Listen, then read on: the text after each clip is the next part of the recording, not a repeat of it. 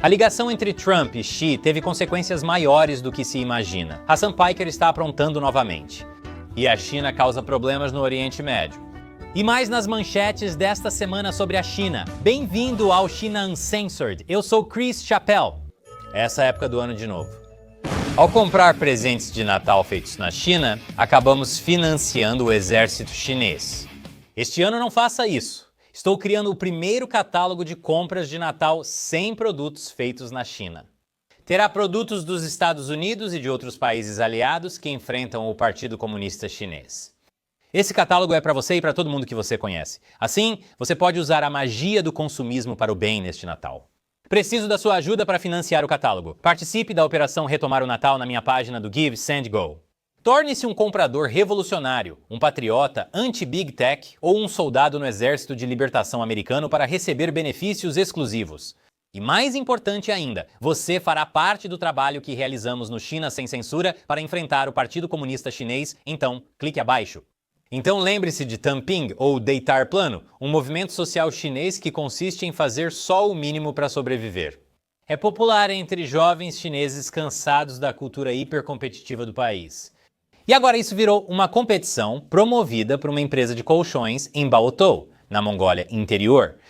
Estamos definitivamente na linha do tempo mais boba. Os participantes nem podiam sair do colchão, nem para ir ao banheiro.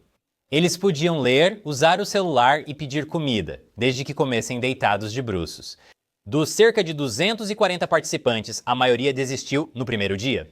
Ou se levantaram e saíram, acho, já que começaram deitados. Alguns escolheram usar fraldas para lidar com o problema do banheiro. A competição foi transmitida ao vivo com cerca de 10 milhões de espectadores. O vencedor foi um homem de 23 anos que conseguiu ficar deitado por 33 horas e meia.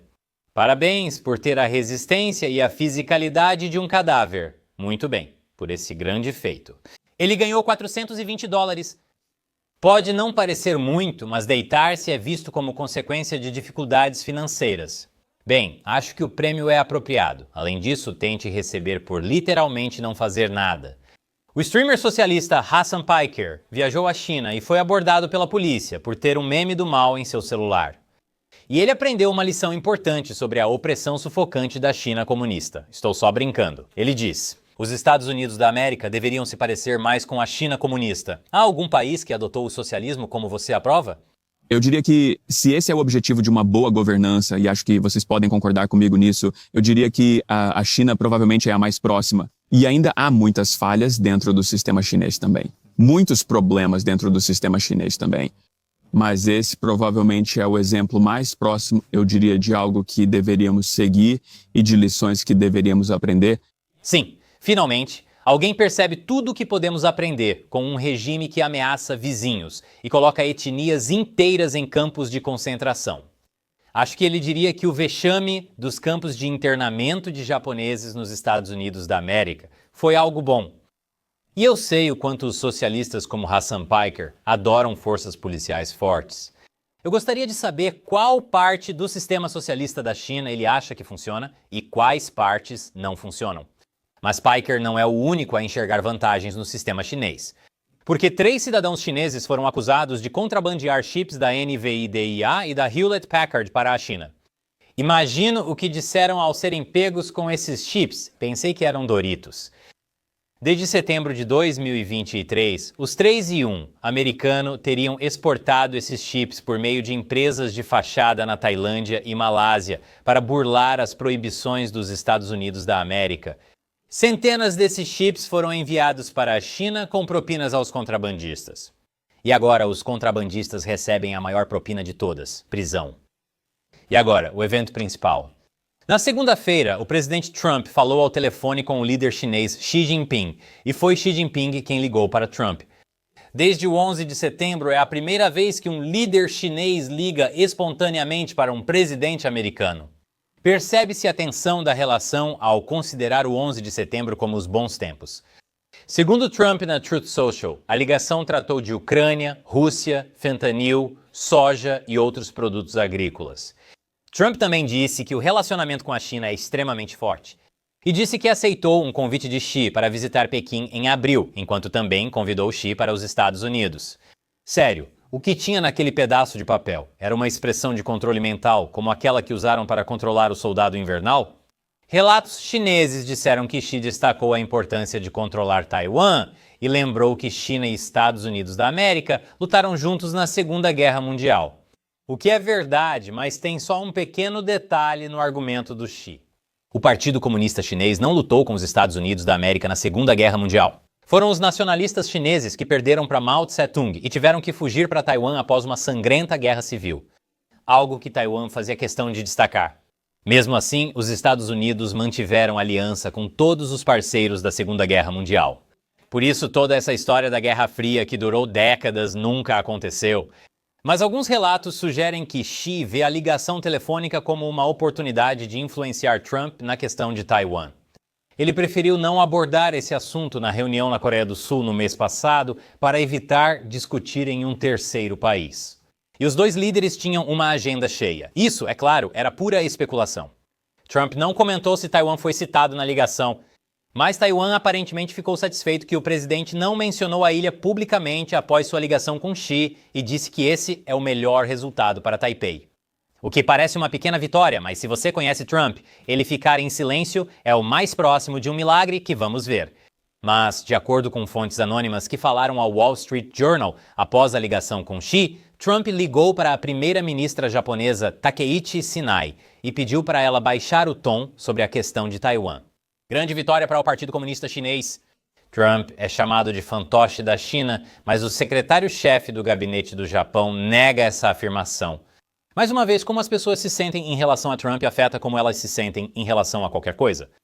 As restrições da China aos minerais de terras raras recentemente continuam a sair pela culatra, enquanto todos tentam descobrir como quebrar o monopólio esmagador da China. O Reino Unido lança estratégia para diminuir dependência da China em minerais críticos.